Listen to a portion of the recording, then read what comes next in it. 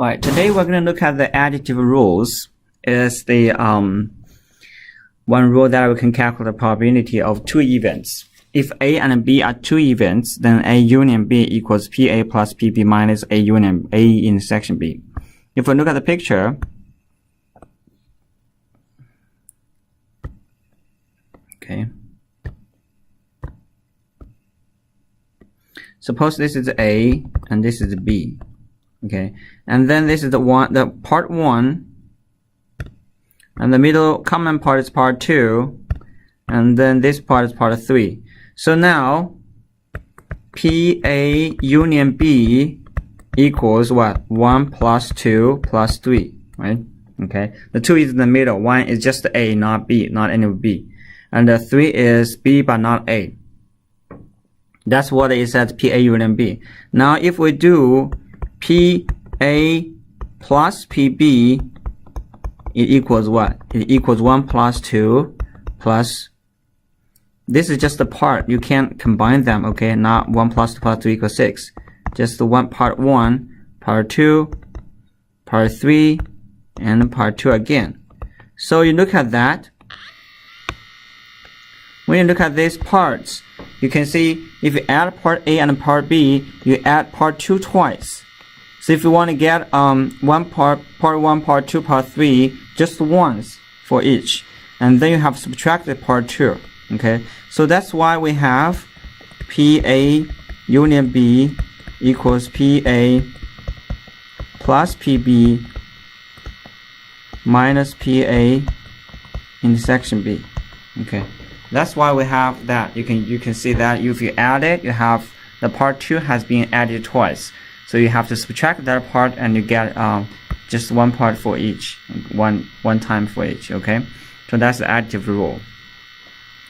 And the next one is if there's nothing in common, if A and B, suppose this is A, this is B. If A and B, there's nothing in common. So if you add B, so just to add them together, there's nothing in common, or the intersection part actually is 0, it's empty. So that's why you have the probability A union B equals PA plus PB if A and B are mutually exclusive, or these two events are totally independent, they don't have anything in common. If you subtract the PA intersection B, that part is 0.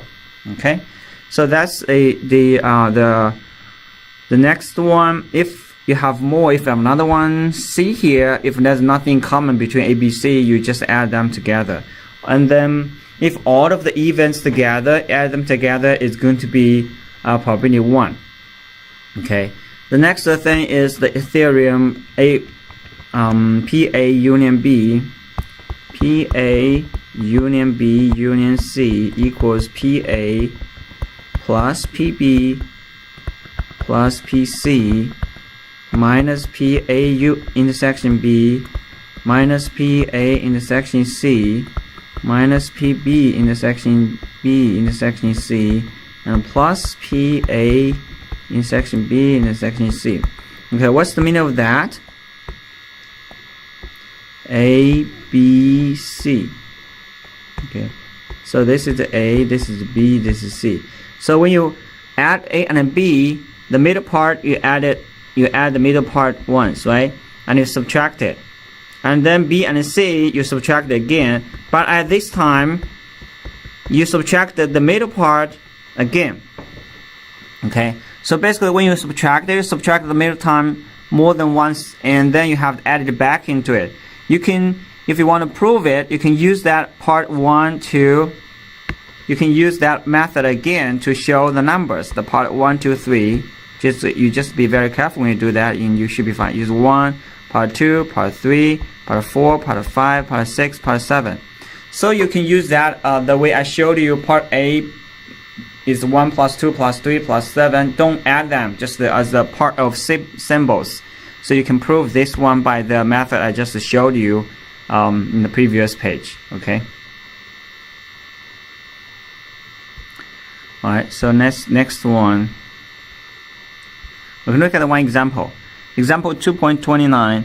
John is going to graduate from industry engineering department in a university by the end of the semester. After being interviewed at 2 companies he likes, he assessed that the probability of getting one offer from one company is A company is 0.8, and the probability to get an offer from B company is 0.6. And believes that the probability that he will get offers from both companies will be 0.5. What's the probability that he will get either one? So basically, get at least one offer from these companies. So probability of he got an offer from A or he got an offer from B. It might be he got an offer from both of them, right? So just A union B is going to be probability A. He got an offer from A.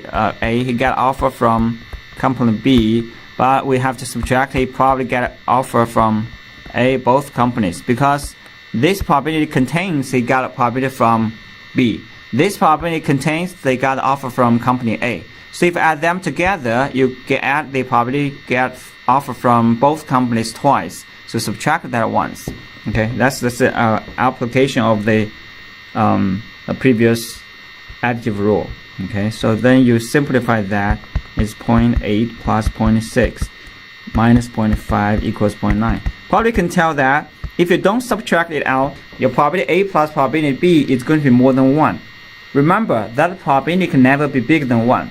You can add most to get 1. If something is for sure, it's 100%. Okay, we don't have anything like a 10,000%. 1 is 1. If for sure thing is 1%, it's 1. Okay, never happen in 0.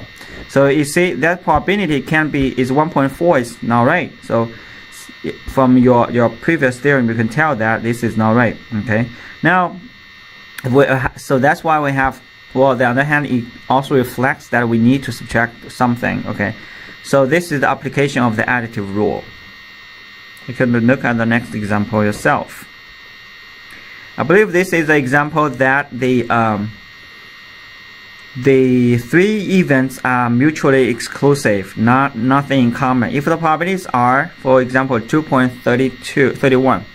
If the probabilities are respectively 0.09, 0.15, 0.21, 0.23 that a person purchasing a new automobile that chooses the color green, white, red, or blue, what is the probability that a given buyer will purchase a new automobile that comes in one of those colors? So, most likely here it does not have any mutual color, so just the green, white, or red, or blue, and they are mutually exclusive. It can't be blue and white at the same time. Well, we don't consider those cars have blue and white at that one car, but we just pure color cars. Okay, so they are mutually exclusive. So add them together, it's going to be 0.68. It's nothing hard. Okay, so next one, the probability and the PA plus the complement set, the probability of complement set equals 1. Okay, so what's the meaning of that? Let's just give you a very simple example. You're going to either pass the class or not pass the class, right? The probability you pass the class and the probability you not pass the class equals 1. There's nothing you pass, not pass. This thing will not happen, right? So the probability you pass the class is 90%. The probability you not passing the class is 10%. Together will be 1. So that's the idea of the probability of A plus probability of A prime equals 1. Okay, so this is a simple example of that of the complement event. I think you can do some examples, do the other examples, and check your answers from the book, from the back of the book. And if you have any questions, you can let me know. I can explain to you on a different video. 2.6 is conditional probability, independence, and the product rule. So basically in this section, we're going to talk about given what happened, then another thing happened, the probability of that. So the probability of event B occurring when it is known that some event NA has occurred is called conditional probability. And it's denoted by given A occurs, the probability that B occurs. Okay, so or simply the probability of B given A. That's what it says. Okay, let's look at a different page. Alright, so okay. For example, if you roll a die, you're gonna have 6 P equals set the sample space S equals 1, 2, 3, 4, 5, 6, right? If you roll a die, have that. Well, now I want to find the probability that the result, the outcome, you roll a die, the outcome is bigger than 5, not bigger than 5, or equals 5, given that X is bigger than equal to 4. Okay, so this means given X is bigger than equal to 4, which means your condition is given. Well, given is only be 4, 5, or 6. Okay, so this means given X is bigger than equal to 4, that means 4 or 5 or 6. Okay, will happen. 1, 2, 3 will not be happen. So given this is a condition, this was your condition, and then the probability of 5, X equals 5. So from here you can tell it's going to be 1/3. Okay, that's a very simple example of the conditional probability.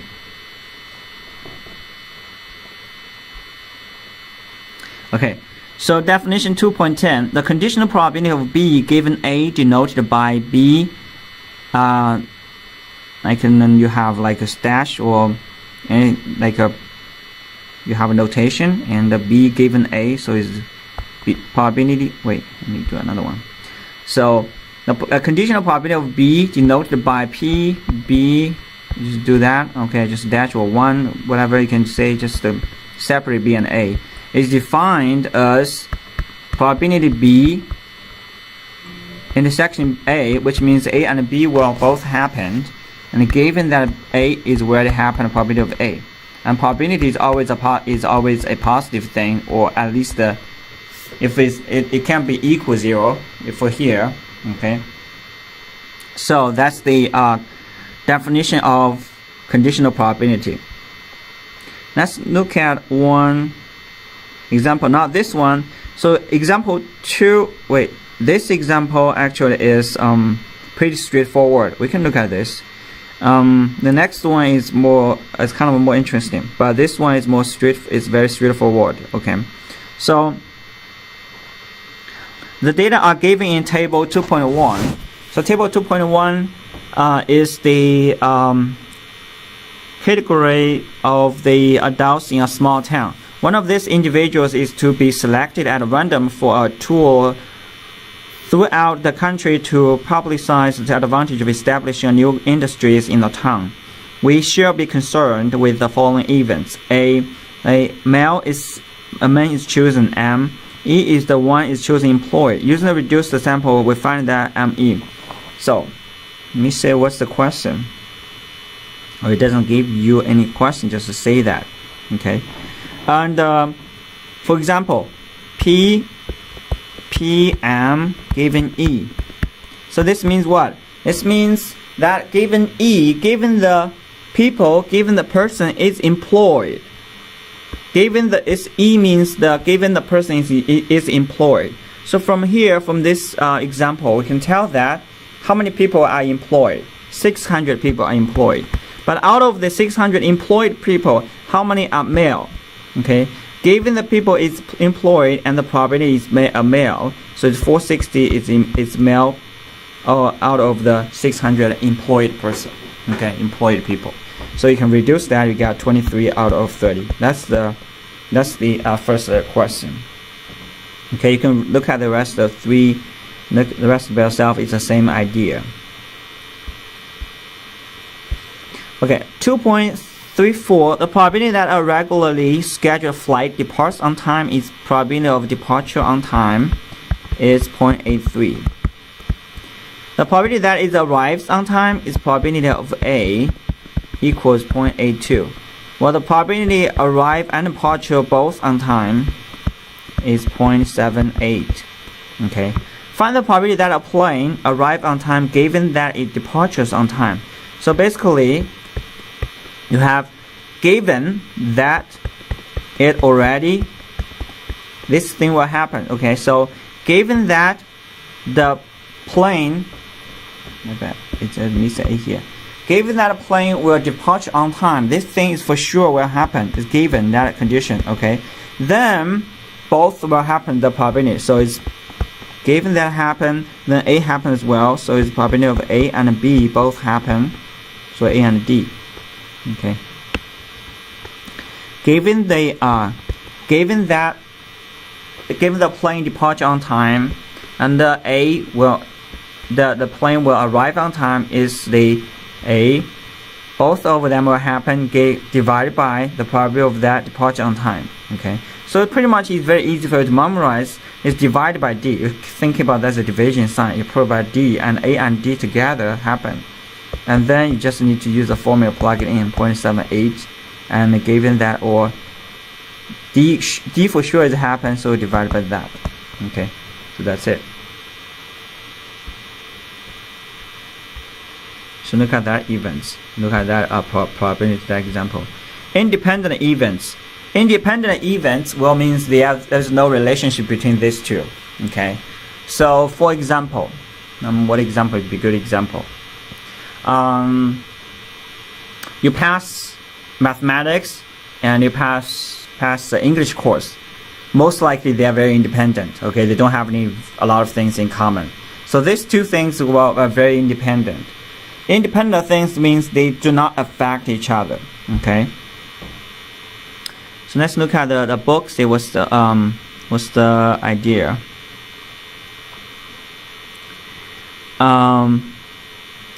In the die-toasting experiment discussing on page 62, would you know that probability of that is 2/5 and that? Okay, that B depends on, okay. It's not an example of that. It doesn't give an independent. Which I want to give you a very straightforward example of independent thing. Okay. There's another example of independent. For example, a couple have the first child is a boy. Then they are going to have the second child. The first child is already born, and then they have the second child. Before the second child is born, you can tell they are going to have another boy. It's still 1/2. It's not related to the first one. Okay, so they are independent events. Okay, so independent means the first one will not affect the first event will not affect the second event. There's no relationship between those two. Okay. So although conditional probability allows for alternation of probability of event in the light of additional material, it also helps us concept of independence. Okay, so if A and B are independent, so the probability given B happen and A given B and A happen is probability of A. Because B will not affect A at all, whatever B happen or not happen, it doesn't matter. So it's the probability of A itself. Okay. So two events A and B are independent if and only if the probability of B given A, whatever A happen or not happen, and B is the same. Okay, so A does not affect B, or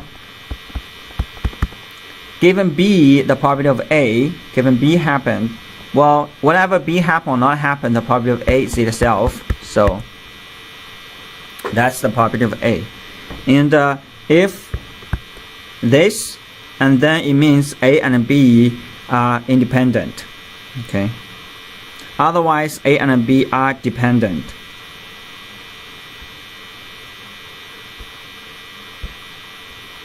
The product rule: if A and B are independent, if A and B are independent, so probability of A intersection B equals PA multiplied by PB. If A and B are independent, so this is going to be true. Okay, if A and B are independent. If A and B are not independent, so BA, basically this is from here, from a given A. Let's look at, just use that one. Either one is okay. Given B, A happened equals BA in intersection B of BA.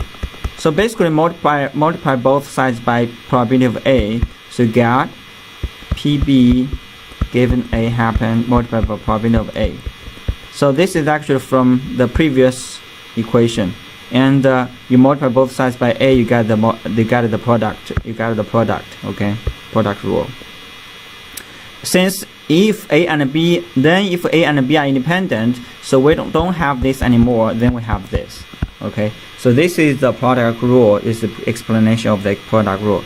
You can look at those two examples. I think the example 2.36 should be very straightforward. It says both mutually independent, I guess. Let me see. Suppose that we have, let me see what's that. 2.36. Suppose that we have a fuse box containing 20 fuses, so 20, of which 5 are defective.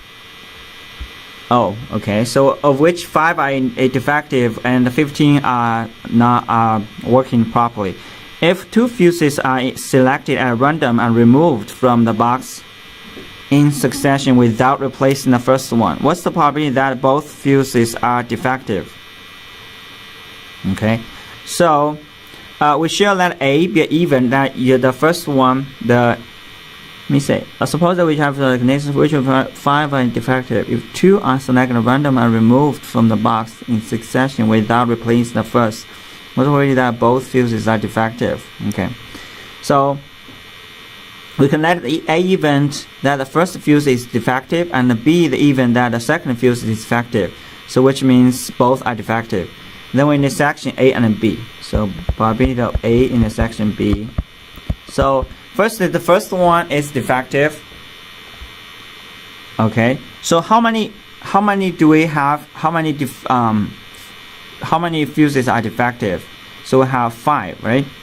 Okay. So then we interpret the event, then the probability of the first one removing a defective, so have 5 defective out of total, which is 20. Okay, in the example they should write down 5 out of 20, but the first one is already defective. We take it out because this says both are defective. So the first one for sure is defective. We take it out, and then we only have 4 defective remained. So it's 4 out of 19. And then the answer is 1 out of 19. That's how you get this. It should write, in the example, should write 5 out of 20. It should not write 1 out of 4. It's a little bit confusing here. Okay. So read the second example by yourself if you have any questions. And then this is the one I've already explained. If they're independent and that A given condition does not affect any of the B condition. So it's just A multiply A times B. Okay. Well, if it's more than one event, you just do one more and they do the same. You just multiply everything together. Okay. This is the 2.6. I think I'll stop here today. If I have more time later, I'll do more videos for 2.7. I would like to provide your videos for your homework after this. Okay. Then you can start working on your homework. I'll stop here.